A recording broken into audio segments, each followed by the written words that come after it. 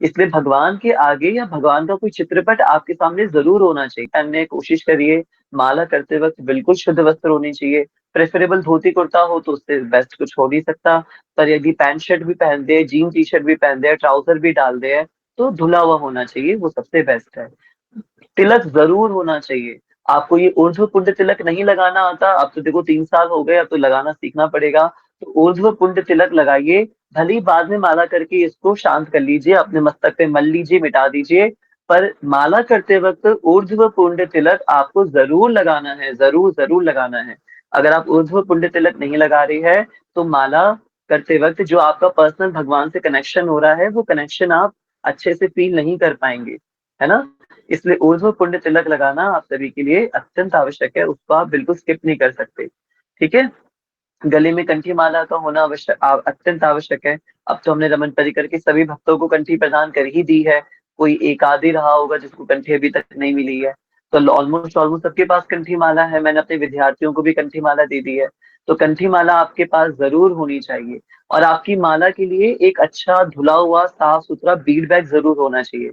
एक प्यारा-सा बीड बैग, जिस बीड बैग में आप अपनी माला को संरक्षित करके रखो और माला का नित्य प्रति जप करो, ठीक है? और हरिनाम माला को यदि आप सुबह कर रहे हो तो माला को गंगा जल से स्नान भी कराना चाहिए। जैसे शांतनु जी के आगे अभी मैं देख पा रहा हूँ वो रखा हुआ है थाली रखी हुई है, आचमनी पात्र रखा हुआ है। उस आचमनी पात्र में आप गंगा जल को भर के रखिए या साफ जल भर के रखिए, उसमें 1 बूंद गंगा जल डाल लीजिए। उससे पहले आप अपने आप को आचमन करिए और आचमन करके माला का प्रारंभ करिए। तो आज हम आपको ये सारी साधना में क्या-क्या सदाचार आते हैं, साधना के सदाचार आज हम सीखेंगे। आइए हम कम से कम 51 बार हरे कृष्ण महामंत्र का उच्चारण करते हैं।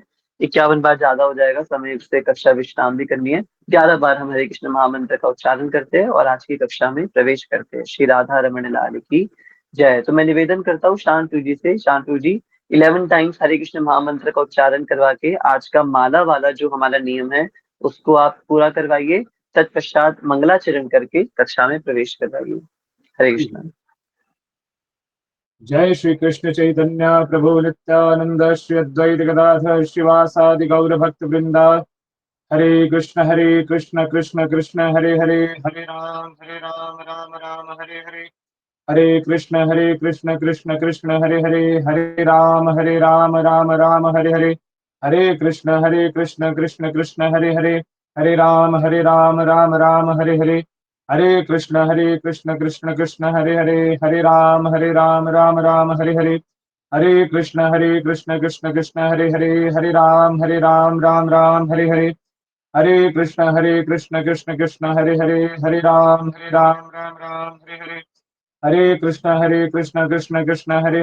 राम राम राम हरे हरे। हरे कृष्ण कृष्ण हरे हरे, हरे राम राम राम हरे हरे।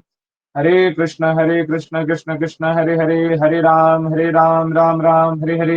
हरे कृष्ण कृष्ण हरे हरे, हरे राम राम राम हरे हरे। हरे कृष्ण कृष्ण हरे हरे, हरे राम राम राम हरे हरे। हरे कृष्ण कृष्ण हरे हरे, हरे राम राम राम हरे हरे। हरे कृष्ण हरे राम राम राम हरे हरे। कृष्ण कृष्ण हरे राम राम हरे हरे। कृष्ण कृष्ण हरे राम राम हरे हरे। कृष्ण कृष्ण हरे राम राम हरे हरे। कृष्ण कृष्ण हरे राम राम हरे हरे। हरे कृष्ण कृष्ण हरे राम राम हरे हरे। हरे कृष्ण। ॐ अज्ञानतिमिरान्धस्य ज्ञानञ्जनशलाकया चक्षुरुन्मीलितं येन तस्मै श्रीगुरुवे नमः। श्रीचैतन्यमनोभीष्टं स्थापितं येन भूतले स्वयं रूपं कदा मह्यं ददाति स्वपदान्तिकम्। वन्देऽहं श्रीगुरोः श्रीयुतः पदकमलं श्रीगुरुन् वैष्णवांश्च।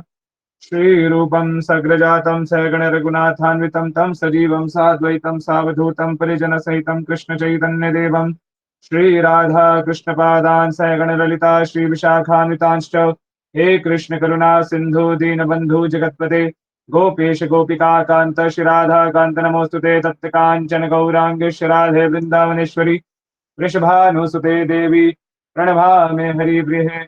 वाञ्छाकल्पतरुर्भ्यश्च कृपा सिन्धुभ्येव च पतितनां पावनेभ्यो वैष्णवेभ्यो नमो नमः। जय श्री कृष्ण चैतन्य प्रभु नित्यानंद श्री अद्वैत गदाधर शिवासादि गौर भक्त वृंदा श्री सच्चिदानंद रूपाय विश्वोत्पत्तादि हेतवे तापत्रय विनाशाय श्री कृष्णाय वयं नमः। श्री रामाय वयं नमः। श्री गौराय वयं नमः। अहो भाग्यम श्री गौर मार्गानुवर्तिनां देवराधारमण यत्र यद्गुरुर्गुणमञ्जरीः। हरे कृष्णा कृष्णा कृष्णा हरे हरे, हरे राम राम राम हरे हरे। हरे कृष्णा प्रभु जी। श्री राधा रमण लाल की जय। थैंक यू सो मच शांत प्रभु जी। बिल्कुल ऐसा लग रहा था कि हम किसी गुरुकुल में बैठे हैं और वेद मंत्रों का उच्चारण सुन रहे हैं। इतने अद्भुत हरिनाम एवं मंगलाचरण के लिए आपका बहुत बहुत धन्यवाद। तो आइए डियर डिवोटीज, आप सभी का हम पुनः एक बार हार्दिक स्वागत करते हैं रमन परिकर के आज के ज्येष्ठ मास के शुक्ल पक्ष के आज के तृतीय दिवस के संकल्प के अंदर। हम रमन परिकर के अंदर वैष्णव सदाचारों पर बात कर रहे हैं ज्येष्ठ मास में। और अपने वैष्णव सदाचारों का श्री हरिवंश दास का दंडवत प्रणाम शोभनीय कृष्णदास प्रभु जी को सागर प्रभु जी लिख रहे हैं। आशा करता हूँ आपका स्वास्थ्य अच्छा होगा और आप पूर्णतः स्वस्थ होंगे। सागर प्रभु जी के शुभ स्वास्थ्य की कामना करते हैं। हरि बोल।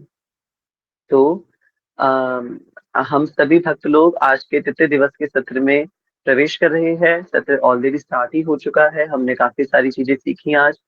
मैं सबसे पहले सत्र शुरू करने से पहले आप सभी भक्तों के श्री चरणों में बहुत क्षमा याचना करना चाहूंगा, बहुत माफी मांगना चाहूंगा कि मेरे पिछले 2-3 दिन के व्यवहार के कारण जब से वृंदावन धाम से हम लोग आए हैं तब से मैं ऐसा फील कर पा रहा हूँ कि मैं कुछ ज्यादा ही उग्रवादी स्वभाव का हो गया हूँ। और वृंदावन धाम से आने के बाद कुछ 2-3 दिन की जो हमारी कक्षाएं, 2 कक्षाएं जो हमारी हुई हैं, विशेषतः परसों की और कल की कक्षा, इसमें थोड़ा अधिक मैंने ज्यादा ही भक्तों को कुछ डांट दिया या फिर थोड़ा बोल दिया मैंने, जो मुझे बहुत ज्यादा फील हुआ कि मुझे इस प्रकार नहीं बोलना चाहिए भक्तों को। पर आप प्लीज, अगर किसी को भी मेरे मनसा वाचा कर्मणा मेरी किसी भी बात का अगर किसी को लेश मात्र भी कुछ बोध हुआ है या कुछ हृदय में कुछ चोट हुई है तो मैं उसके लिए हृदय से क्षमा चाहता हूँ। निश्चित रूप से जो भक्त मुझसे समय से जुड़े हैं वो जानते हैं कि मेरा जो निज व्यवहार है वो ऐसा बिल्कुल नहीं है।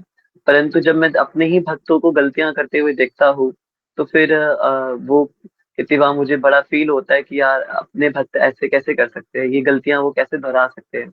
तो इस कारण से थोड़ा सा मैंने परसों की कक्षा में और एवं कल की कक्षा में भी काफी ज्यादा मुझे लगता है कि मैंने भक्तों को डांट दिया, सुना दिया। पर अगर कोई सच्चा वैष्णव है, इसलिए आज मैंने एक एक करके सभी भक्तों से भी बात करी उनसे क्षमा याचना करने के लिए कि किसी को भी मनसा वाचा कर्मणा मेरी किसी बात का बोध हुआ तो उसके लिए मैं हृदय से क्षमा चाहता हूँ। हम ये प्रयास कर रहे हैं कि रमन पर्रिकर अब अपने चौथे साल में प्रवेश करने जा रहे हैं। 3 वर्ष पूरे हो गए सभी भक्तों को जुड़े हुए। मुझे आज भी याद है कि जब मुझे मेरे शांतु जी भी 2 मिनट रुक जाइए अभी ना, आप तिलक धारण मत करिए, 2 मिनट रुक जाइए, आप सब एक साथ अच्छे से बताएंगे। तो मुझे याद है जब मैं 3 साल जब मेरे पूरे हुए थे और जब मैं चौथे साल में प्रवेश करने जा रहा था तो हमारे हैग्री भक्त प्रभु जी ने मुझे कहा था कि अब आप भागवतम का अध्ययन करना प्रारंभ करिए। तो हमें 3 साल के अंदर संपूर्ण भगवत गीता का अवलोकन करवाया गया। भक्ति रसामृत सिंधु का हमें पूरा अवलोकन करवाया गया। ईशो उपनिषद का पूरा अवलोकन करवाया गया। प्रमुख ग्रंथों का हमने अवलोकन करा। हम 3 साल के अंदर अंदर 12 से 16 माला के स्तरों पर हम आ गए थे। और वो सब इसलिए हो पाया क्योंकि हमारे जो अध्यक्ष थे, हमारे जो मेंटोर्स थे, चाहे वो वैकुंठ जी रहे हो या हैग्रे भक्त प्रभु जी रहे हो, उन्होंने बिल्कुल डंडे की नोक पे हमसे भक्ति करवाई है। बिल्कुल डंडा मार मार के हमसे भक्ति करवाई है। एक बार उन्होंने देख लिया कि ये शिष्य निष्ठ है और ये हमें छोड़ के कहीं नहीं जाने वाला, फिर तो उन्होंने बिल्कुल हमें दौड़ा दौड़ा के पीट पीट के हंटर मार मार के भक्ति करवाई है।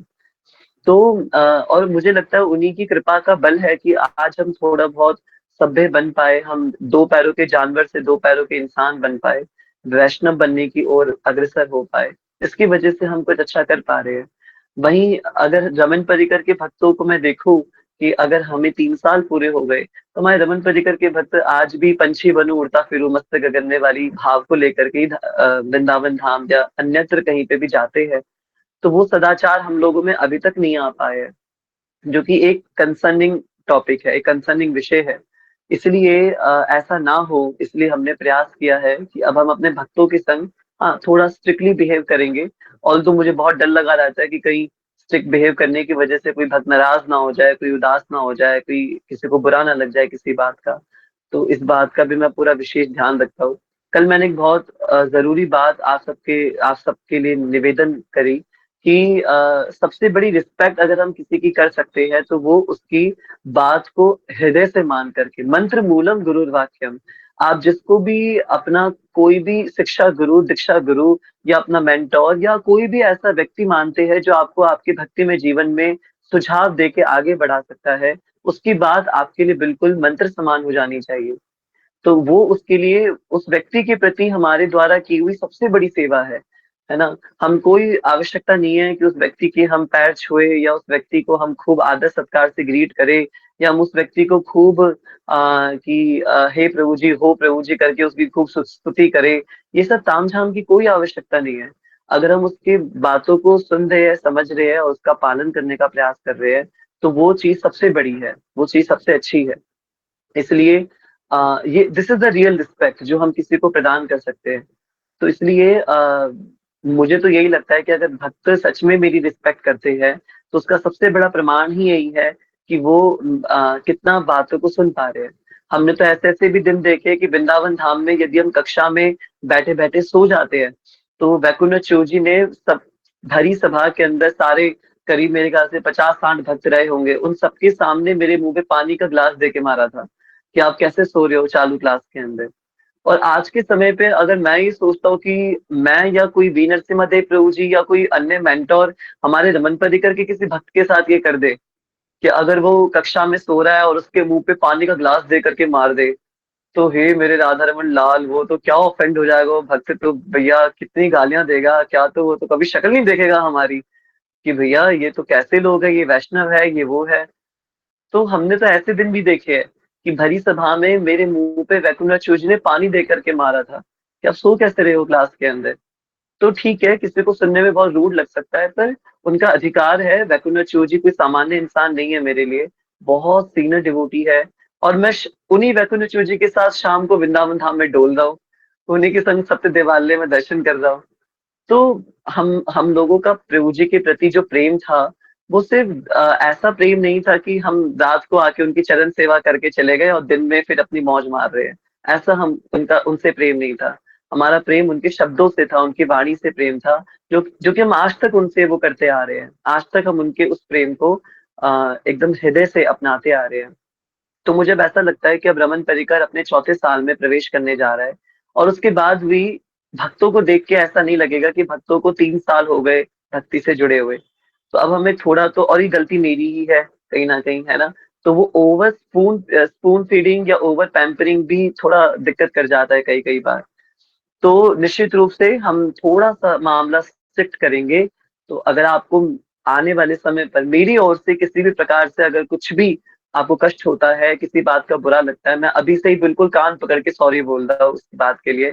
मैं अपने स्कूल में बच्चों को भी बोल देता हूँ जब उनके बोर्ड्स आने वाले होते हैं, नियर आने वाले होते हैं, मैं बोलता हूँ बच्चों आने वाले 2 महीनों में तुम लोगों को कस के डांट पड़ने वाली है, खूब पिटने वाले हो तुम लोग जम करके, और खूब तुम्हारी घंघोर बेइज्जती होने वाली है क्लास के अंदर। तो अगर तुम में से कोई भी इसका शिकार होने वाला है, मैं पहले ही दोनों कान पकड़ के क्षमा चाहता हूँ, कोई बुरा मत मानना, ठीक है? और तैयार रहना इन सारी चीजों के लिए, है ना? तो इसका मतलब ये नहीं है कि करना ही पड़ेगा, हम खूब अच्छे से रहे तो हमें क्यों डांट पड़ेगी, है ना? हम क्यों वो रहेंगे, हम खूब आनंद से रहे, ठीक है? तो पहले तो 2 दिन जो थोड़ा मैं बहुत ज्यादा एग्रेसिव रहा, 2 दिन की क्लासेस कुछ ज्यादा ही बहुत ही गर्मा गर्मी रही वाली क्लासेस रही। तो मैं आशा रखता हूँ कि अगर किसी को भी बुरा लगा है मेरी किसी बात से तो मैं हृदय से क्षमा चाहता हूँ। आप सब मेरे व्यवहार से परिचित है, मेरा कोई ऐसा इंटेंशन किसी को पर्सनल टारगेट करने का या किसी को पर्सनली बोलने का बिल्कुल भी नहीं है, ना था और ना कभी होगा। क्योंकि सब आज मुझे एक भक्त ने बड़ी सुंदर बात कही, बहुत सुंदर। जब मैं उनसे क्षमा मांग रहा था इसके लिए, जब मैंने उनको कॉल करा, उन्होंने मुझे बहुत सुंदर बात की। उन्होंने कहा प्रभु जी आप एक बात बताओ, आपको क्या जरूरत आन पड़ी है ये क्लासेस लेने की? आपको क्या जरूरत आन पड़ी है ये कैंप ऑर्गेनाइज करने की? आप कैंप ऑर्गेनाइज कर रहे हो हमारे लिए, आप कैंप बना रहे हो हम सब भक्तों की भक्ति सुदृढ़ करने के लिए। आप क्लासेस ऑर्गेनाइज कर रहे हो हम सबको कुछ सिखाने के लिए। तो आप खुद सोचो कि आप क्यों क्षमा मांग रहे हो। उनकी बात मुझे बहुत प्यारी लगी। उनका, प्रभु जी आप कैंप, आपको क्या जरूरत पड़ी है कैंप ऑर्गेनाइज करने की, आप तो खुद ही वृंदावन इतना जाते रहते हो। आप तो, आपका तो खूब अच्छे से भजन चल रहा है। अभी नरसिम्हा प्रभु जी का आपको संग मिला हुआ है, आपको क्या जरूरत आन पड़ी है ये सारे तामझाम करने की। अगर कैंप ऑर्गेनाइज किए जा रहे हैं तो वो हम लोगों के लिए किए जा रहे हैं। उसमें सबसे प्रमुख भागीदारी अगर किसी की होनी चाहिए तो वो रूप गोस्वामी दास की नहीं बल्कि हम सारे भक्तों की होनी चाहिए। हम सारे भक्तों की सबसे बड़ी भागीदारी होनी चाहिए। तो अगर हम लोग उस कैंप में भागीदारी नहीं दे पा रहे हैं, अगर हम लोग उस कैंप के अंदर रूप गोस्वामी दास प्रभु जी के साथ अगर हम नहीं रह पा रहे हैं, तो ये हमारी गलती है, ये प्रभु जी की गलती नहीं है। ये मुझे उन भक्त की बात बहुत अच्छी लगी। मैंने ये विचार किया, मैं उन भक्त से कह रहा था कि कई भक्तों को ऐसा लगा है कि अक्षय भैया ने सिर्फ अपने स्टूडेंट्स पर ध्यान दिया है, रमन परिकर के पुराने भक्तों पर ध्यान नहीं दिया, और अक्षय भैया ने नए भक्तों की वजह से पुराने भक्त छोड़ दिए। कुछ भक्तों ने तो ये तक कह दिया कि नए भक्त पुराने भक्तों को रिप्लेस करने वाले हैं। ऐसी भी बातें मेरे कानों में आई कि भैया हम लोग तो रिप्लेस होने वाले हैं। पता नहीं कहाँ कहाँ से भक्तों के मन में ये चीजें आ जाती हैं, समझ नहीं आता मुझे। हमें 12 साल हो गए, हम तो आज तक रिप्लेस नहीं हुए कभी भी। हम तो आज तक वही की वही है जैसे हम थे। 12 साल हो गए मंदिर से जुड़े हुए। कितने सालों, हर साल डीवाईएस होता है, हर साल सैकड़ों लोग आते हैं, सैकड़ों लोग जाते हैं। हम तो कभी किसी से रिप्लेस नहीं हुए। पर पता नहीं हमारे भक्तों के मन में ये बात कैसे आ गई कि हम लोग रिप्लेस होने वाले हैं नए भक्तों से। ये कौन ये फितूर डाल देता है मन के अंदर। कुछ उन्हें सोच लिया कि भैया ने हमें समय ही नहीं दिया, पूरे टाइम अपने बच्चों को ही समय दिया, और भैया को तो अब नए बच्चों से भैया बहुत खुश है, पुराने वाले नए आए पुराने जाओ वाली पॉलिसी अपनाई जा रही है। ये कैसे हमारे भक्तों के मन में सोच आ सकती है ना। और इस सोच के लिए आज मेरी जिन भक्त से बात हो रही थी, उन्होंने कहा प्रभु जी ये आपकी जिम्मेदारी नहीं है कि आप हमें अपने पास रखो, ये हमारी जिम्मेदारी है कि हम आपके साथ रहे। अब वो दिन गए जिस जब आप हम लोगों को खींचते थे। अब वो दिन गए जब आप हमें कॉल कर करके बुलाते थे और आप हमसे कहते थे कि कैंप में आ जाओ, या आप हमसे कहते थे कि साथ में रहो, संग चलो। अब तो नए बच्चों के दिन है, ये सारी चीजें तो नए बच्चों को सिखानी है। अब वो दिन सारे जा चुके हैं, अब ये हमारी जिम्मेदारी है कि हम आपकी धोती पकड़ के हमेशा हम आपके साथ में रहे। अब आपकी जिम्मेदारी नहीं है कि आप पूरे टाइम हमें बोलते रहो और हम आपके साथ रहेंगे। इसलिए अगर कोई भक्त आगे पीछे हो रहा है तो ये वास्तव में उसकी समस्या है कि वो क्यों आगे पीछे हो रहा है। अगर 3 साल के बाद भी वो इतना कनेक्शन नहीं बना पाया तो फिर किस बात का वो उसने कनेक्शन बिल्ड करा, है ना। तो मुझे उसकी बात सुन के बड़ा आश्वासन मिला और मुझे लगा कि सच में ये बात बिल्कुल सही वो भक्त बोल रहे हैं, और हृदय से बहुत सुख मिला, आनंद मिला।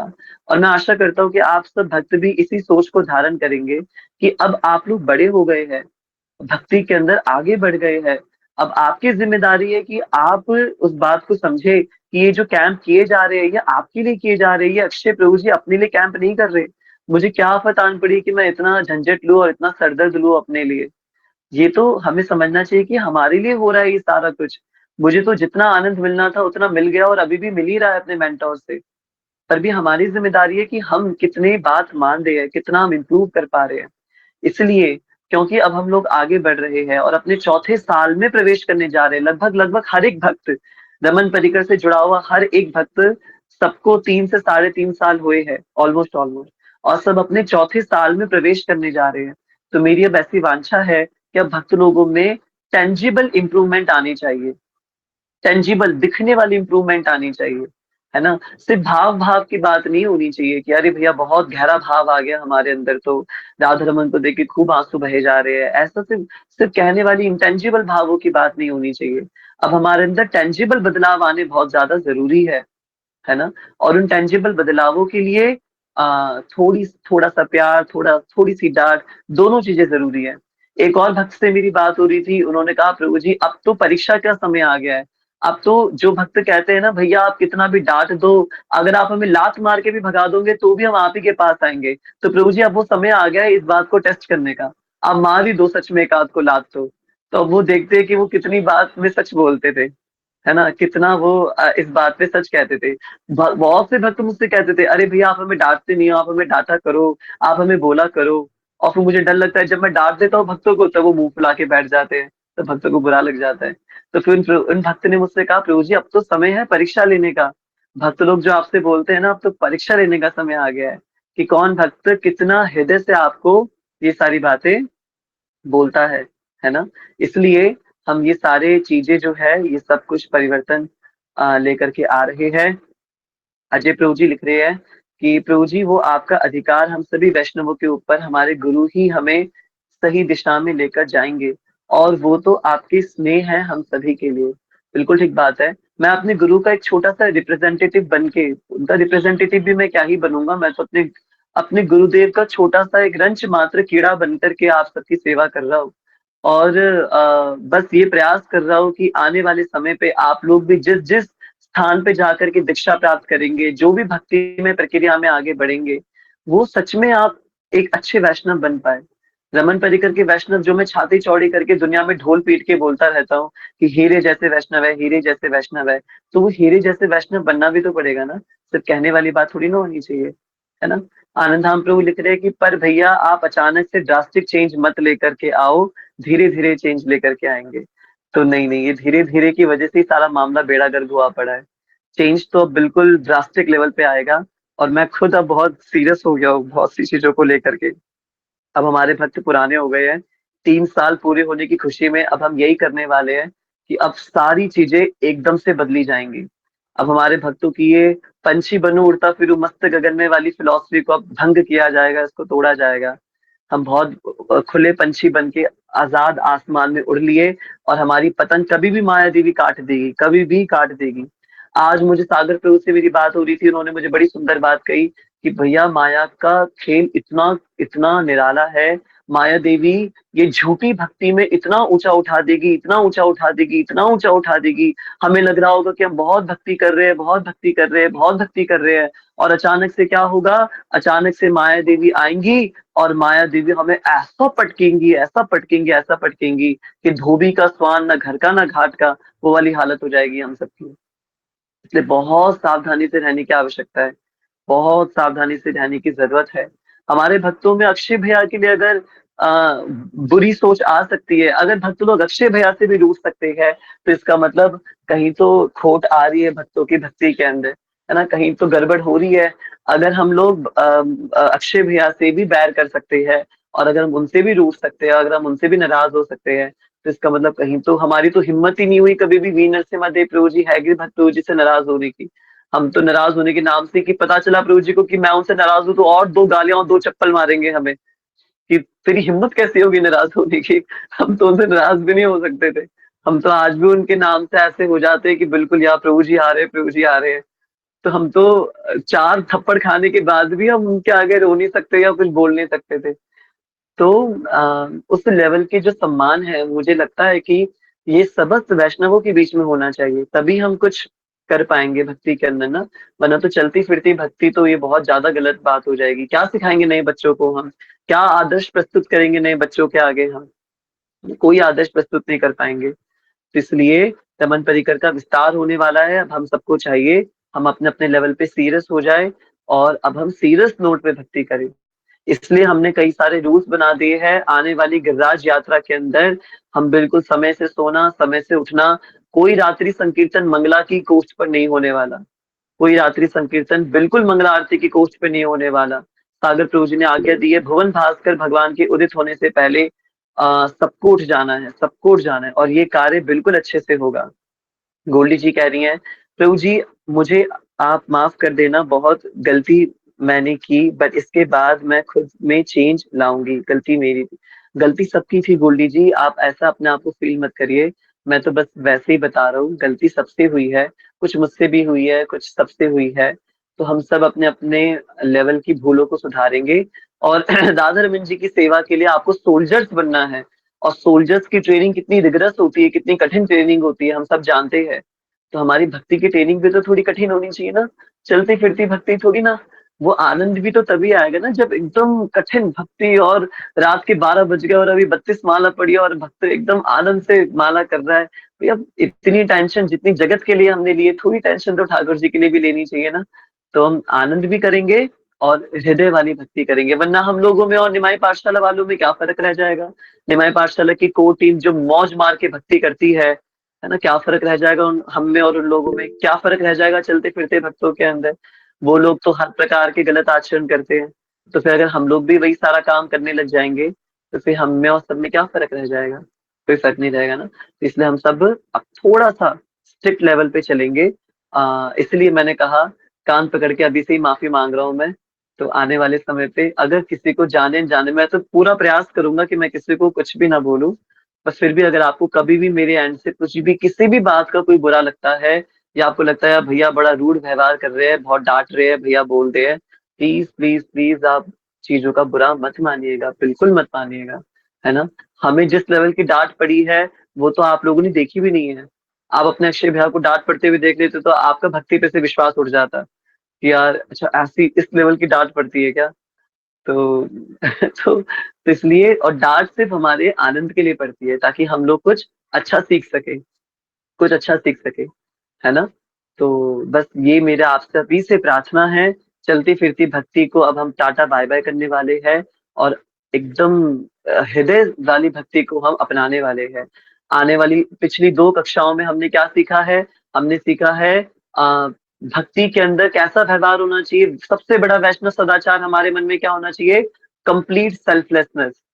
तो एक तो चीज़ हमने कंप्लीट सेल्फलेसनेस सीखी है, वो हमारे अंदर होनी चाहिए और दूसरी चीज़ हमने क्या सीखी है? सबसे पहले सेल्फलेसनेस जैसे वृंदावन धाम में मैंने होमवर्क दिया था ना, बार-बार चिंतन करते रहिए आप कब सेल्फिश हुए वृंदावन धाम के अंदर? जहाँ आपने अपना सेल्फिश व्यवहार प्रकट करा है, इसका मतलब वृंदावन धाम यात्रा वहाँ बिगड़ी है, ज़रूर, ज़रूर बिगड़ी है। तो वैष्णवता की सबसे बड़ी पहचान क्या है कि एक वैष्णव कंप्लीट सेल्फलेस होता है। वो कभी अपने बारे में नहीं सोचता। हमेशा, हमेशा, हमेशा वैष्णवों की और भगवान की प्रसन्नता के बारे में सोचता है। तो कंप्लीट सेल्फलेसनेस और कल की क्लास में हमने 64 भक्ति के अंगों के अंदर प्रमुख 5 अंगों पर चर्चा करी थी, है ना? और वो प्रमुख 5 अंग क्या थे? पहला अंग था भगवान का नाम जप, विग्रह सेवा, भागवत श्रवण, भक्त संग और धाम निवास। ये प्रमुख भक्ति के 5 अंग हैं और इन 5 अंगों को कैसे-कैसे निभाना है, हमने ये सारे अंगों पर भी खूब बढ़िया चर्चा करी थी। ठीक है? तो अब हम कुछ टेंजिबल चीज़ों के ऊपर बात करने वाले हैं अपनी आने वाली कक्षाओं के अंदर। इसलिए आप सब बिल्कुल तैयार रहिए उन सभी चीज़ों के लिए। गिरिराज जी की यात्रा की डेट्स हमने अभी से ही रिवील कर दी है। गिरिराज जी की यात्रा आने वाले 20, 21 और 22 नवंबर की तिथियों में होने वाली है और उन गिरिराज जी की यात्राओं के अंदर उस यात्रा के अंदर विशेषतः हम सबसे पहले इस बात का ध्यान रखेंगे, एक भी व्यक्ति कैंप से अलग नहीं रहेगा। एक भी व्यक्ति कैंप से अलग नहीं रहेगा। पूरा कैंप एक साथ चलेगा, पूरा कैंप एक साथ आएगा, एक साथ जाएगा। कोई व्यक्ति आधे समय के लिए भी इधर-उधर नहीं होगा, है ना? कोई आधे दिन के लिए, 2 दिन के लिए, 1 दिन के लिए, कुछ घंटों के लिए, ये कोई सिस्टम नहीं होगा। सब व्यक्ति पूरे समय के लिए आएँगे, पूरे समय के लिए रहेंगे। आधे-अधूरे दिन के लिए जो आ रहा है, हम पहले ही मना कर देंगे, नहीं, बिल्कुल हम उनको आज्ञा ही नहीं करेंगे कैंप में आने की। 3 दिन का कैंप है, तीनों दिनों के लिए आना पड़ेगा भक्तों को। यदि हम 3 दिन गिरिराज जी को नहीं दे पा रहे हैं, तो भैया देखिए काम तो सबका ही इम्पोर्टेंट है। अपने-अपने लेवल पे सभी का काम ज़रूरी है। हम ये कैसे कह सकते हैं कि मेरा काम सबसे ज़्यादा ज़रूरी है और अन्यत्र का काम ज़रूरी नहीं है। तो तीनों दिन हम सब निकालेंगे, कोई नहीं आ पा रहा है तो वो अपने आनंद से घूमे, हम उसको रमन परिकर में इंक्लूड नहीं करेंगे बिल्कुल भी। और तीनों दिन वो एक भी बारी के लिए अपनी मर्ज़ी से इधर-उधर नहीं भटकेगा। इस बार तो हमने नौका विहार करने के लिए भक्तों को भेज दिया और वी नरसिम्हा देव प्रभु जी ने मुझे बताया कि भई नौका विहार तो तभी संभव है जब आपके पास ठाकुर जी उपलब्ध हो। यदि ठाकुर जी आपके पास नहीं है तो नौका विहार करने का कोई अधिकार नहीं है वृंदावन की यमुना के अंदर। तो मुझसे भी कितनी बार अपराध हुए, मैंने भी बहुत बार नौका विहार करा है यमुना जी में। तो मुझे ये बात पता चली कि अच्छा अगर ठाकुर जी नहीं है हमारे पास, तो वृंदावन की यमुना में हम नौका विहार नहीं कर सकते। तो इस बार हमने तो बहुत भक्तों को खुली छूट दे दी, खुला घूमने के लिए, पर इस बार ऐसा नहीं होगा। हम जो प्रसाद दे रहे हैं वही पाना पड़ेगा, हम जहाँ रोक रहे हैं वहीं रुकना पड़ेगा, हम जैसे जहाँ जो शेड्यूल फ़ॉलो कर रहे हैं वही सारे शेड्यूल फ़ॉलो करने पड़ेंगे। तभी तो रियलाइज़ेशंस आएँगी, तभी तो सुख मिलेगा, तभी तो आनंद होगा।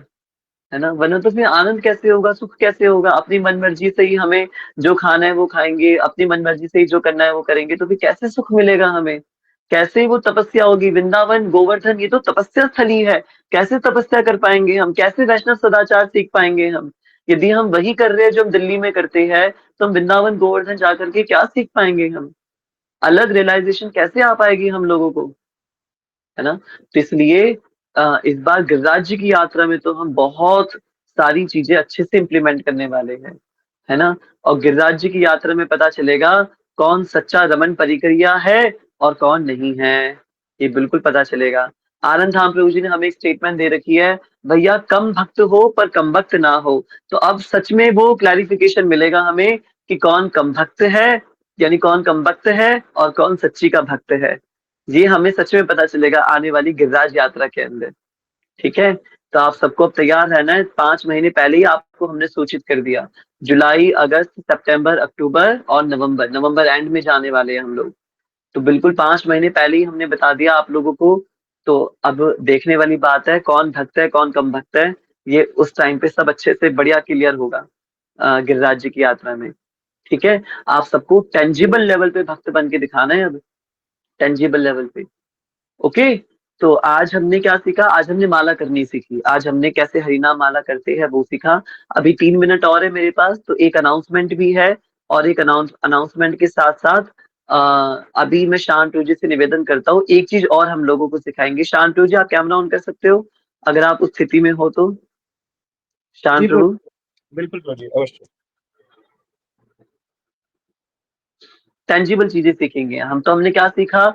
हमने सीखा कि माला कैसे करनी है, नहा धो के, साफ वस्त्र पहन के, तिलक धारण करके। ठीक है, तिलक कैसे धारण करना है? ऊर्ध्व पुंड्र तिलक धारण करना है। हम सभी भक्त जिस भी संप्रदाय से संबंध रखते हैं, सभी संप्रदायों में किसी न किसी प्रकार का ऊर्ध्व पुंड्र तिलक ही धारण किया जाता है। अपने अपने गुरु निश्चित स्थानों का ऊर्ध्व पुंड्र तिलक गोपी चंदन या वृंदावन या राधा कुंड की रज से हम लोग धारण करें। तत्पश्चात गले में कंठी माला अवश्य हमारे पास हो। ठीक है, और फिर उसके बाद एक आसन पर हम लोग बैठे और शांत रोजे। एक बार आचमनी कैसे करते हैं वो दिखाइए, अभी जी शांत रोजे में दिखाएंगे। जैसे अभी शांत रोजे ने ये आचमनी ली अपने पास, वो एक स्थान पे बैठ गए, है ना? ऐसे हमें एक स्थान पे विराजमान हो जाना है और आचमनी पात्र हमें लेना है। आचमनी पात्र से उल्टे हाथ से आपको अपने पहले तो सीधे हाथ से उल्टे हाथ पर जल करना है। सीधे हाथ से उल्टे हाथ पर आपको जल करना है। ये सब वैष्णव सदाचार का पार्ट है। ये हमने भी सारी चीजें जो सीखी हैं, ये सब कुछ वैष्णव सदाचार में ही सीखा है। तो हमारा विषय चल रहा है साधना के सदाचार, साधना के क्या सदाचार होते हैं, तो हम ये चीज सीख रहे हैं। हाँ जी शांत क्या कह रहे हो आप? इसमें कैमरा कैसे उल्टा होता है प्रभु जी? जैसे जैसे इसमें भी मैं चेहरा दिख रहा है, बैक कैमरा ऑन करना है, कैसे होता है? बैक कैमरा का तो मुझे भी नहीं पता, बैक कैमरा कहाँ से होता है। प्रभु जी ये कोई बात नहीं। प्रभु जी जो स्पीकर वाला है ना, उसके बगल में आपको कैमरा रोटेट का ऑप्शन दिखेगा। आप गूगल मीट पे देखो। स्पीकर वाले ऑप्शन के पास में कैमरा रोटेट का ऑप्शन दिखेगा, दिख रहा है शांतु? प्रभु जी टॉप टॉप राइट में देखो। टॉप राइट में देखिए शांतु, टॉप राइट में दिख रहा है कैमरा रोटेट करने का ऑप्शन। स्पीकर यही आ रहा है प्रभु जी, टॉप राइट। चलो छोड़ो, कोई बात नहीं, एक जगह आप रख दो, आप अच्छे से दिख रहे हो, कोई बात नहीं। आपने जैसे पहले कैमरा रख रखा था, हाँ जैसे ये आचमनी है, आप एक जगह कैमरा रख दो। इतना तो हमारे भक्त समझदार है, बहुत बार हमें देख चुके हैं आचमनी करते हुए। तो इतने तो हाँ, आप आचमनी लो, अपने सीधे हाथ से उल्टे हाथ में जल लो। जब आप अपने सीधे हाथ से उल्टे हाथ में जल लोगे, अभी आपका टेस्ट लेंगे हम कल इस वाले श्लोक को, सबको ये श्लोक सुनाना है। शांतो जी जल लो उल्टे हाथ में, और जल लेकर के अपने सीधे हाथ की 2 उंगलियों को उस जल के अंदर डुबोना है और श्लोक का उच्चारण करना है। शांतो जी जल लीजिए। सबसे पहले प्रभु जी हमें उल्टे हाथ से जल लेकर के छोड़ना है। इसके बाद जब हम छोड़ देंगे, दूसरा हाथ पहले धो करके उसके बाद से हाथ में जल लेके पहले इस जल को भी तो शुद्ध करना है। सबसे पहले इस जल को हम इस प्रकार से इस ग्लास के ऊपर छिड़केंगे, ओम मस्त्राय फट बोल करके। ये हाथ ऐसे 2 ताली इस प्रकार से बजानी है। इस प्रकार शांत से प्रभु जी, अभी अभी अभी 3 साल हुए प्रभु जी, 6 साल नहीं हुए हैं। जब 6 साल पूरे हो जाएंगे तब ये सब सिखाऊंगा मैं भक्तों को। अभी अभी 3 साल पूरे हुए शांत प्रभु, बच्चे छोटे हैं, इतने बड़े नहीं हुए हैं, तो थोड़ा थोड़ा प्रभु जी शांत प्रभु, थोड़ा इतना इतना नहीं कर सकते शांत प्रभु। इतना नहीं कर सकते, थोड़ा थोड़ा चिन्नो चिन्नो सा, चिन्नो चिन्नो सा। ठीक ये थोड़ा ज्यादा हो जाएगा। ये आशीष बैठा है कक्षा के अंदर, उससे डर भी है मुझे, थोड़ा ज्यादा हो जाएगा ये। ठीक है भाई, तो आप थोड़ा उल्टे हाथ में जल लीजिए। ठीक है थोड़ा थोड़ा सिखाएंगे, थोड़ा थोड़ा, अभी जो नहीं आता ना वो चीज सिखाएंगे। तो वो ठीक है। आप हाँ, मंत्र बोलिए, ओम गंगे च यमुने च। तो पहले ये उंगली जो है, ये वाली बीच की उंगली, ये पानी में जाएगी और ये अंदर डुबोनी नहीं है, सिर्फ ऊपर रखनी है। ओम हाँ, गंगे बिल्कुल, बिल्कुल। गोदावरी सरस्वती नर्मदे सिंधु कावेरी जलेस्मिन् सन्निधिं कुरु। ओम गंगे च तो ये यमुने मंत्र हम आपको सिखाएँगे, जो शांतनु जी मंत्र बोल रहे हैं। चैव इस सन्निधिं मंत्र के अंदर हम 7 नदियों का आह्वान कर रहे हैं, 7 नदियों का आह्वान कर रहे हैं। क्या है ये मंत्र? ओम गंगे च यमुने चैव ओम गोदावरी सरस्वती नर्मदे सिंधु कावेरी जल जलेस्मिन् सन्निधिं कुरु। ठीक है? बस कुछ नहीं है, मंत्र में 7 नदियों का आह्वान किया गया है। उन 7 नदियों का नाम लेके 3 बार ये मंत्र बोलना है। उस जल के अंदर ये सातों नदियाँ प्रवेश कर जाएँगी। फिर आपको क्या करना है, उसके ठीक बाद है? फिर उस ये हाथ है, यहाँ पे हरे कृष्ण महामंत्र बोलना है। 1 2 3 4 5 6 7 8 9 10 यहाँ पर। नहीं, नहीं, नहीं, नहीं, नहीं, नहीं हो पाएगा, नहीं हो पाएगा, नहीं हो पाएगा। शांत प्रभु, इतना नहीं करना है, इतना नहीं सिखाना है। आराम-आराम से सब सिखाएँगे शांत प्रभु, सब सिखाएँगे आराम-आराम से। अभी जो सबसे ज़्यादा ज़रूरी है वो सिखाते हैं। पहले जल को शुद्ध करके फिर ओम अपवित्र पवित्रो वा कैसे करते हैं वो सिखाओ शांत प्रभु। हाँ, करके ओम अपवित्रम पवित्र सर्वसंगतोपि वा या समरेत पुंडरीकाक्षो वा या व्यंत्रः शुचिः, ये 3 बार बोलना है। ओम अपवित्रम पवित्र वा सर्वसंगतोपि वा या समरेत पुंडरीकाक्षो वा या व्यंत्रः शुचिः। ओम अपवित्रम पवित्र वा सर्वसंगतोपि वा या समरेत पुंडरीकाक्षो वा या व्यंत्रः शुचिः। ओम श्री विष्णु श्री विष्णु श्री विष्णु करके छिड़क लेना अपने सिर के ऊपर।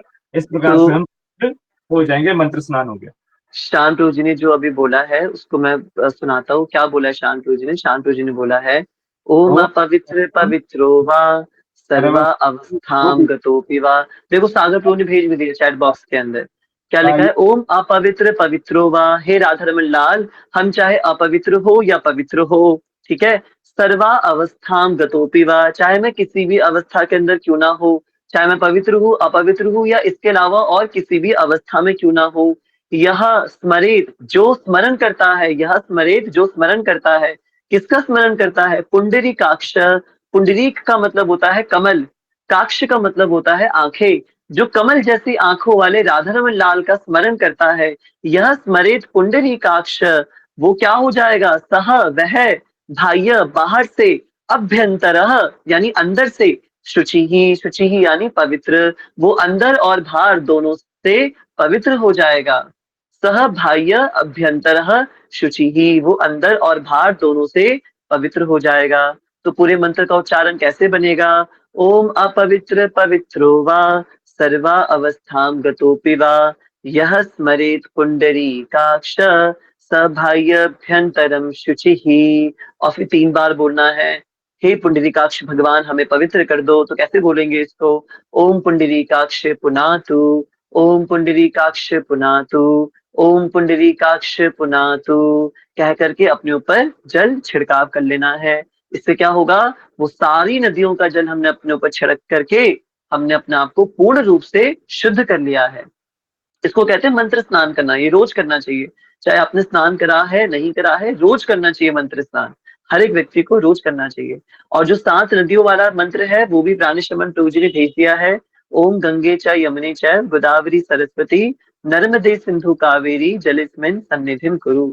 और एक अंतिम बात और जल्दी से सिखा देते हैं आप सभी को। ये करने के बाद फिर हमें मुख शुद्धि करनी होती है ना? मुख की शुद्धि करते हैं, आचमनी जिसको बोलते हैं। तो आचमनी कैसे करते हैं वो भी शांतु जी दिखाएंगे। तो हाथ में जल लेना है। अब हमें अपने सीधे हाथ में जल लेना है। मुद्रा देखो, आचमनी की मुद्रा कैसे बनाते हैं, हाथ को कैसे रखना है। जब भी आप चरणामृत ले रहे हो या आचमन ले रहे हो तो हाथ को कैसे रखना है? शांतु जी एक बार कैमरे की तरफ करके दिखाओ अपना हाथ।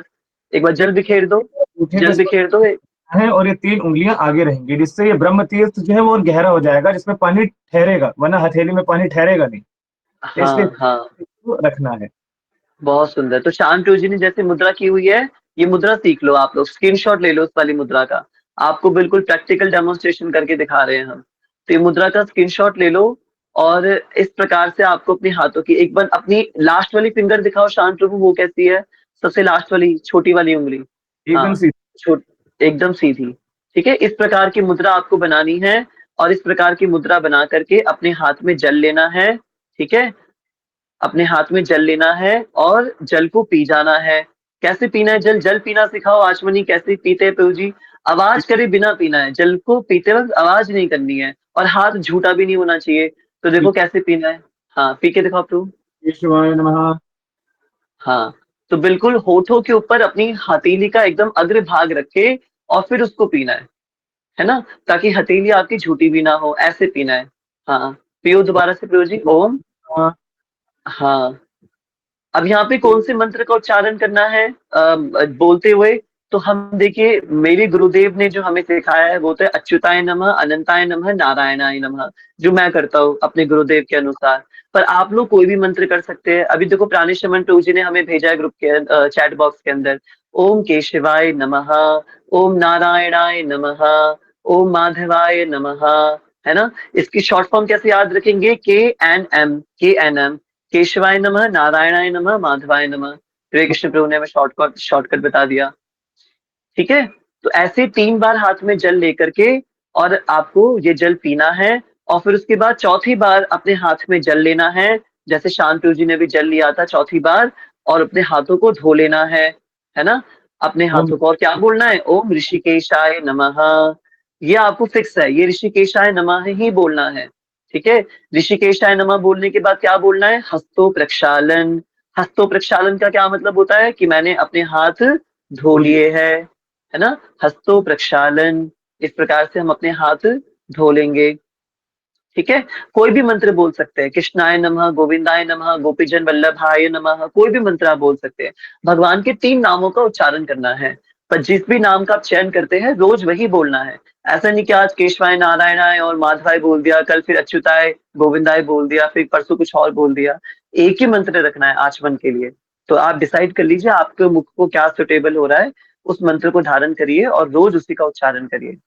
ठीक है, तो आज इसको यहीं पे विराम देते हैं। कल फिर से शांतनु जी हमें इसी वेशभूषा में मिलेंगे और हमें प्रॉपर आगे बहुत सारी चीजें हम आपको प्रैक्टिकल डेमोन्स्ट्रेशन करके दिखाएंगे। और शांतनु जी सिखाएंगे पूरे वैष्णव सदाचारों के अंदर। आप लोगों का होमवर्क क्या है? आप सभी का होमवर्क है कि आपको ये 2 मंत्र याद करने हैं। कल की कक्षा में शुरुआत में ही हम ये सारे मंत्र दोनों मंत्र सबसे सुनेंगे। पहला मंत्र है ओम गंगे च यमुने चैव गोदावरी सरस्वती नर्मदे सिंधु कावेरी जलेस्मिन् सन्निधिं कुरु। और दूसरा मंत्र है ओम अपवित्र पवित्रो वा सर्वावस्थां गतोऽपि वा यः स्मरेत् पुंडरीकाक्ष सह बाह्यभ्यन्तरं शुचिः। ओम पुंडरीकाक्ष पुनातु, ओम पुंडरीकाक्ष पुनातु, ओम पुंडरीकाक्ष पुनातु। ठीक है, और फिर उसके बाद आचमनी वाले 3 मंत्र, ओम केशवाय नमः, ओम नारायणाय नमः, ओम माधवाय नमः, ओम ऋषिकेशाय नमः, अथ हस्तो प्रक्षालन। तो आज हमने यहाँ तक सीखा, बिल्कुल सिंपल में। ठीक है, और आप शांति जी को देख के आप अंदाजा लगा पा रहे होंगे कि चीजें बस यहीं तक नहीं है, इसके आगे भी बहुत सारी चीजें हैं। ये तो हम बिल्कुल अभी स्टार्टिंग की ओवरव्यू वाली चीजें सिखा रहे हैं। चीजें इसके आगे भी बहुत सारी हैं, पर हम धीरे धीरे करके सब सीखेंगे। ठीक है, अभी तो 3 साल पूरे हुए हैं, जब 6 साल पूरे हो जाएंगे तब वो बाकी सारी चीजें सीखेंगे जो शांत जी हमें सिखा रहे हैं, है ना? ठीक है, थैंक यू सो मच शांतु, आपने बिल्कुल हमारे लिए उपलब्ध रहे और कैमरा ऑन करके आपने इतने अच्छे तरीके से पूरे एकदम वैष्णवों की तरह आपने हमें एकदम ये सिखाया। आपका हृदय की गहराइयों से अनंत कोटि आभार, बहुत बहुत धन्यवाद। थैंक यू सो मच शांत प्रभु। शांत प्रभु की जय, शोभने कृष्ण प्रभु की जय। हरि बोल।